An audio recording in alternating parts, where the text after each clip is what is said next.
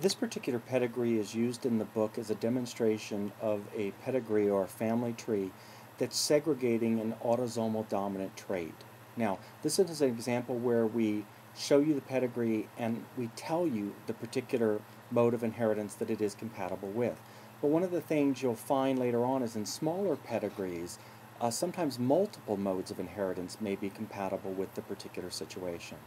Now, since we're starting with an autosomal trait, you'll remember the guideline, and that is individuals with an autosomal dominant trait that are unaffected have to be homozygous recessive.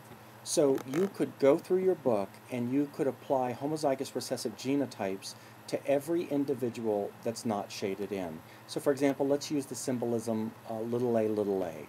Okay, so all of these individuals throughout the 4 generations that are not shaded in would be homozygous recessive. So then our question becomes, are the other individuals who are affected, are they homozygous or heterozygous? And we can gain some insights by looking at the progeny.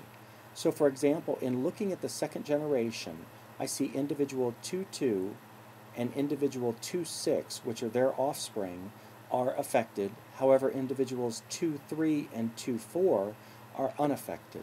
So that means that individual 1,2 must be heterozygous. Therefore, all of the progeny in the 2nd generation that are their offspring that are shaded in are going to be heterozygous, 1 copy of the dominant allele, 1 copy of the recessive allele, while we already indicated the other progeny are going to be homozygous recessive.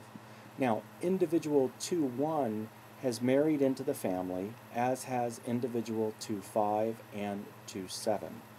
So let's take a look at their pedigrees. We know that individual 2,2 has to be heterozygous. So therefore, we've got the opportunity of producing both affected and unaffected individuals.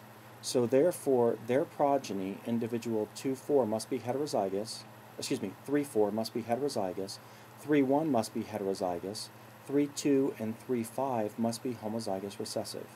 Same thing applies to individual 3,3 who marries into the family. Therefore, individual 4,1 must be heterozygous, and individual 4,2, as we said earlier, must be homozygous recessive. So you can follow that same line of logic through the rest of the pedigrees. If the parents are both homozygous recessive, then the only genotypes for the offspring are homozygous recessive, which means I can't get any progeny that are affected in this particular line of the pedigree. Whereas the situation over here is very similar to the situation I described here. Now, one of the characteristics you'll remember of dominant traits is they can't skip generations. In other words, if I have an affected individual here, then I can't skip a generation and come up with affected individuals here. There would have to be affected individuals in this generation to pass it on to the next. Whereas if I don't have that dominant allele present, then we won't see that affected phenotype popping up later in the population. So guys, I encourage you to print this figure off and to sit there with a pencil and go through it and show that this is autosomal dominant inheritance.